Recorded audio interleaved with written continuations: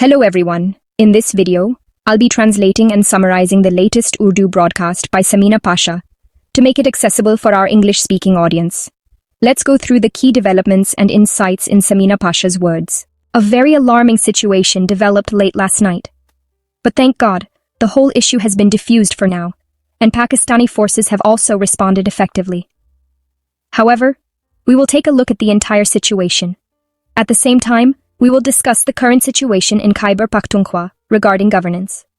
We will also talk about the ongoing protests by TLP, or Tehreek-e-Labbaik Pakistan. I request you to subscribe to the channel if you haven't already. So, the fear that had been expressed for quite some time is finally visible, and Afghanistan suddenly started a series of unprovoked firing along the border. As you know, Pakistan and Afghanistan share a long border, which runs along Khyber Pakhtunkhwa and also touches some parts of Balochistan. 6 different places along this border were targeted by unprovoked firing from Afghan security forces.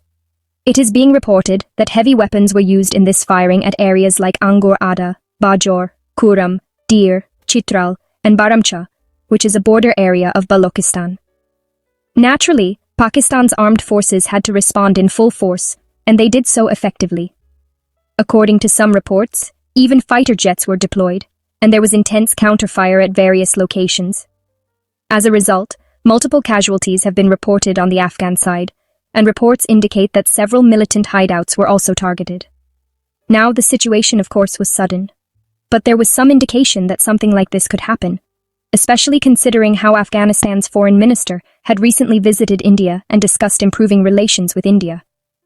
It seemed that Afghanistan, with India's backing, may have initiated this unjustified conflict and skirmishes.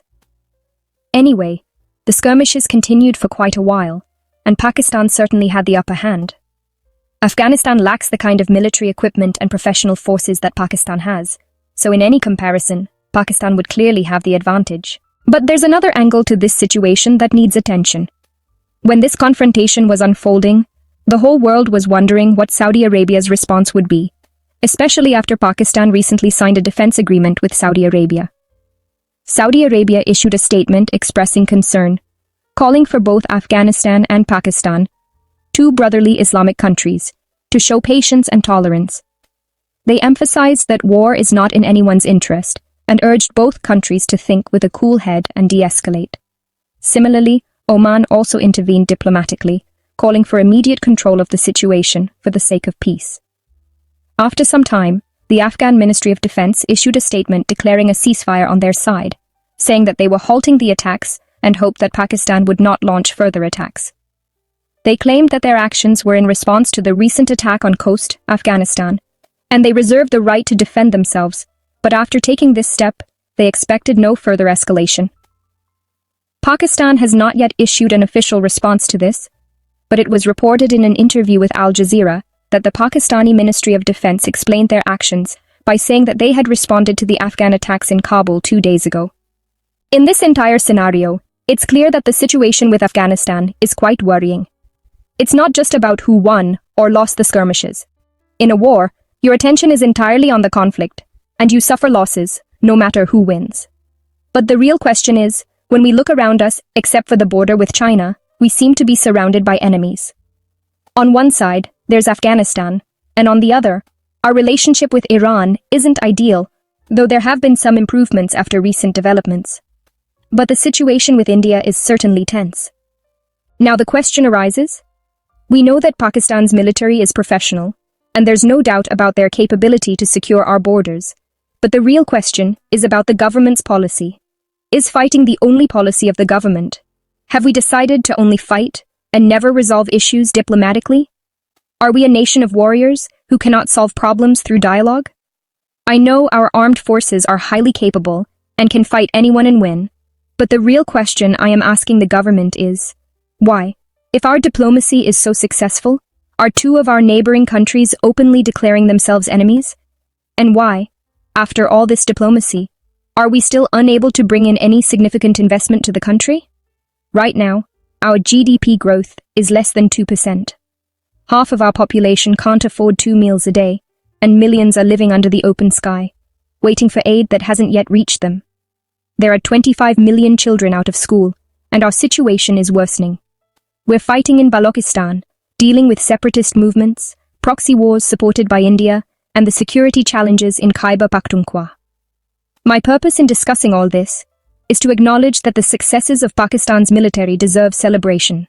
They secure our borders, and we trust them. But the real question is, what is the government's policy? Is it just to keep fighting? Are we to live forever in a state of perpetual conflict? I have heard rumors that if the situation with Afghanistan worsens, an emergency may be declared. But if you consider the current situation in one of the provinces where a newly elected government is in transition, with the chief minister having resigned and elections not yet held, who will decide the security situation in such a province? Some are even suggesting that a governor's rule could be imposed due to the security situation and the governance crisis in the province. I don't know whether these rumors are true, but it's clear that we need to rethink the direction we're heading in. What is happening? There's a lot of chaos. But all the current conditions definitely indicate that your country is not in a stable state. We are absolutely not in a normal state. On one hand, there is internal unrest. We have closed the country. Our daily routines are disturbed, and we continue to go through a constant state of crisis. There is a political crisis, a judicial crisis, an economic crisis, and a security crisis. And we have no clear strategy to address these. The only strategy we have is to keep fighting. Fight, fight, fight. Fight with Afghanistan, fight with India, fight in Balochistan, fight the terrorists, fight in Khyber Pakhtunkhwa. Keep fighting everywhere. How much fighting can we do? When will we be able to go back to a normal routine and move forward with our lives? When will we be able to make our country a normal country, like any other country, where people manage their everyday matters as usual? Every day, our security forces are martyred. They are also someone's sons, and the pain for their families is just as deep. So all of this is very disturbing. And in this situation, as I mentioned earlier, regarding the government in Khyber Pakhtunkhwa, there is still confusion about how to stop this. Mr. Rana Sanaullah claimed today in a TV program that 10 members of PTI who have declared themselves are in contact with us, and they will give us their support. However, his claim seemed completely unconvincing. His body language wasn't supporting him either. These people look defeated. They know they haven't been able to break away a single member, and the claim they are making is not just from us or PTI, but even the PTI members in that region are saying that no member has come over to their side. PTI is confident about this, and their body language tells you everything. This is entirely a false claim on their part. On the other hand, PTI is claiming the opposite, that they will elect a chief minister with the support of 100 members. 92 will be from their own side, and they believe they will even get additional votes from the opposition. Today, they also met with Jamiat Ulema-e-Islam, or JUIF, and sought their support for the chief minister. However, no clear response has come from their side yet, and I don't think Maulana Fazlur Rahman will support them. If he does, he will certainly ask for something in return, because Maulana Sahab won't give even a spoonful of help without bargaining. If he supports anyone for the post of chief minister, he will definitely demand something in exchange. Secondly, the Awami National Party, or ANP, has been reduced to irrelevance, with only 4 members left. Nonetheless, they are remaining neutral, stating that they won't vote nor will they field a candidate. As for the remaining parties, the PMLN, or Pakistan Muslim League Nawaz, or PPP, the Pakistan People's Party, even if they ally with Maulana, they still won't have enough numbers. I've repeatedly stated that it's unlikely they will be able to bring their own chief minister to power. The only option left for them would be to impose governor's rule. If they do it due to security concerns or for any other reason, they might try to move in that direction. In fact, Shahid Khakan Abbasi made a bold statement today in an interview, claiming they will easily overturn governor's rule in a snap. If they attempt to do so, they should go ahead and try. But I don't believe they will make such a big mistake. However, if they want to try, they can. It will make things easier for us because we already have a strategy prepared for that situation. We won't even need to do much because the people themselves will reject governor's rule with great determination, especially in Khyber Pakhtunkhwa, where the people will not accept any rule imposed on them. Then we will see the results. Perhaps that will mark the beginning of a revolution. That's what he said. So, all of this is quite disturbing. We are among those who say that the issue should be resolved through talks, and the government in that region has the right to change their chief minister. They have the numbers, and they have the mandate from the people. You should engage with them. Yes, if you have concerns about Sohail Afridi, you can have discussions with them and reach some conclusion. The provincial government has its mandate, so talk to them about how to deal with terrorism and how to formulate strategies together. But confronting them directly won't resolve the issue. Ultimately, it will seem like the public will come out in protest, and how will you control them then? What will the situation be like? The chaos will continue in any case. So, I don't know who is advising them right now, but they should not put up any more obstacles. In any case, PTI has now done what I mentioned earlier. They have submitted their resignation in writing, and Ali Amin has also sent it in. Besides that, they have also called for an assembly session, and the speaker has scheduled it. The assembly will meet at 10 a.m. on Monday. The agenda has been issued, and it clearly states that the election of a chief minister will be held. Governor Sahib, however, has tried to throw a spanner in the works by saying that he will review the resignation under legal scrutiny. However, he has no authority to do so, nor is there any constitutional requirement for it. A resignation is automatically considered approved after 48 hours.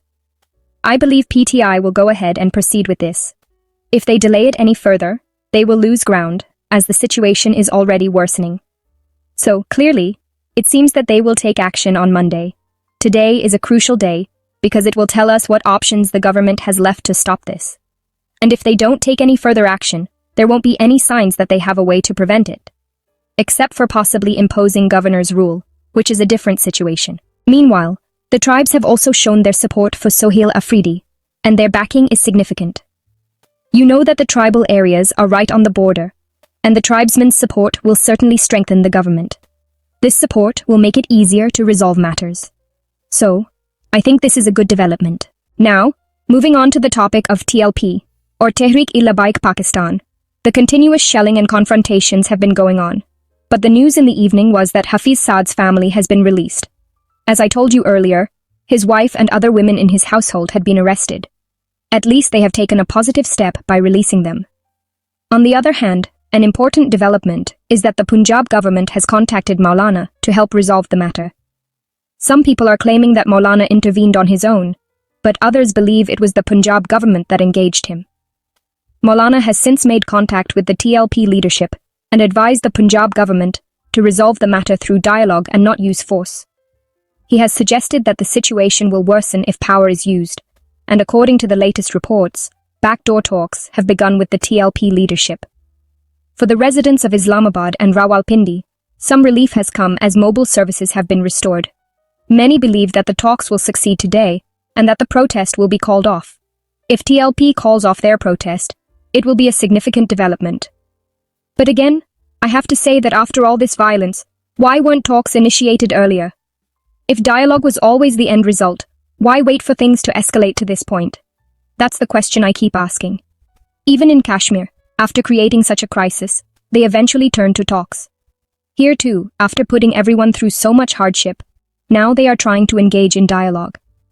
Why wasn't this approach considered earlier? Let's see where these negotiations go. But for now, the news is that they will try to convince them to end their protest. Let's see what the outcome is. That wraps up our translation of Samina Pasha's video. I hope this English version helped you understand her message better.